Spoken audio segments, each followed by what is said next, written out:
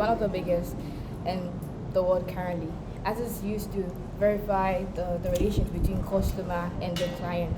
But there's a big issue with the current KYC system, which is so stressful to the customer, and it also reveals personal information of the customers. Since the customer has to do it multiple times if they lose their account or something like that, right? So it makes it very stressful and very insecure. This is why we came out with our project idea. Kywe. Okay, so Kywe is a decentralized blockchain-powered platform that allows digital identities, right, to be constant among multiple blockchains or protocols. This means that when you are on our platform, you can do your KYC once, and that is it for all future KYC references. And what we do is that we link it to it could be linked to your Google, your ENS names, your Google name, anything, or your Google account. And it makes it very easy for you to verify your identity when you're working with different platforms. No need to do it all over again, go through all that stress. You can just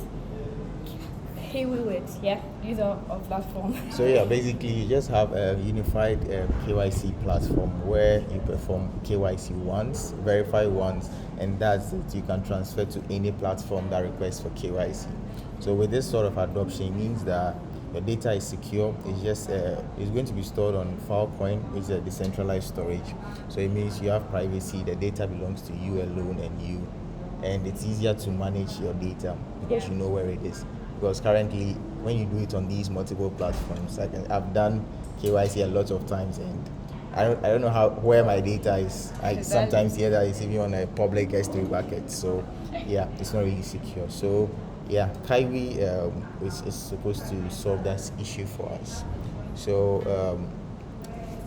I'm sure a lot of people are also going through the same issue. I put a chat on Reddit and I asked about their issues with the decentralized holding, and they were talking about KYC being a major issue. And so I think this is actually a good project idea as it addresses a real life issue, which is the KYC issue. Yeah. So the platform is split in two at the moment. Yes. So you have the main one, which acts as a registry.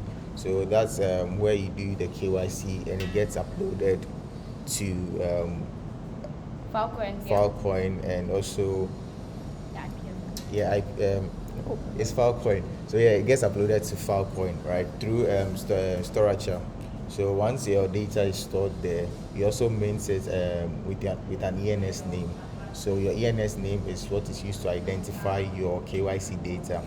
So once you have that, your ENS just holds everything. So your ENS essentially becomes your key. So we are implementing something called threshold cryptography. Yeah. So with threshold cryptography, it's like asymmetric cryptography, but a little more than that. So with this, what we request from users, you get a token inside your text records. You also get your CID, which is for the Filecoin. You get it in your content, the content hash on your ENS name. So with this, and also passkeys and Face ID, you combine multiple of them in order to encrypt your data. So you require at least 2 or 3 of them in order to decrypt it. So basically, that's how the threshold cryptography applies here. So basically, we have this form.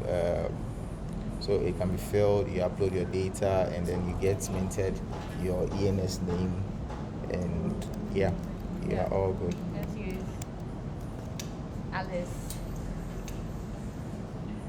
So once you do that, you basically fill out the form, upload your identity documents, and that's it. So one KYC once, you're done.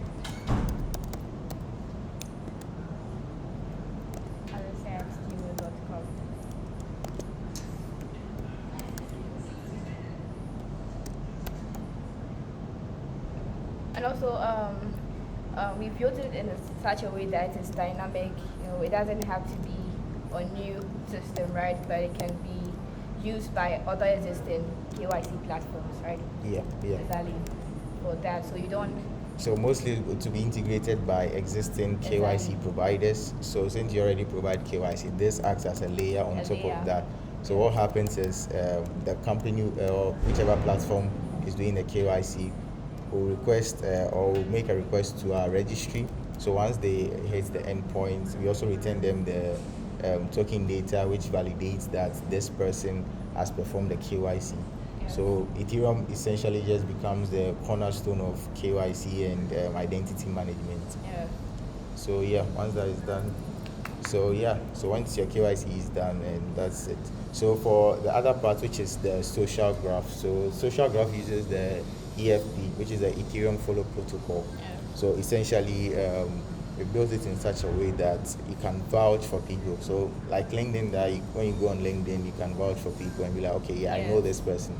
So similar to EFP. So since let's say you're followed by Vitalik, so everybody knows that, okay, yeah, Vitalik is quite popular. So for him to follow you, that's like a big deal. That's like, oh yeah, you are a legit person. So the same thing applies here. So if Vitalik also gives you a vouch, so it adds that badge to your EFP status, and you can have like, yeah, okay, another form of attestation that, oh yeah, actually a real person. So yeah, that's our platform, Kywe. Thank you. Thank you very much. Kill it.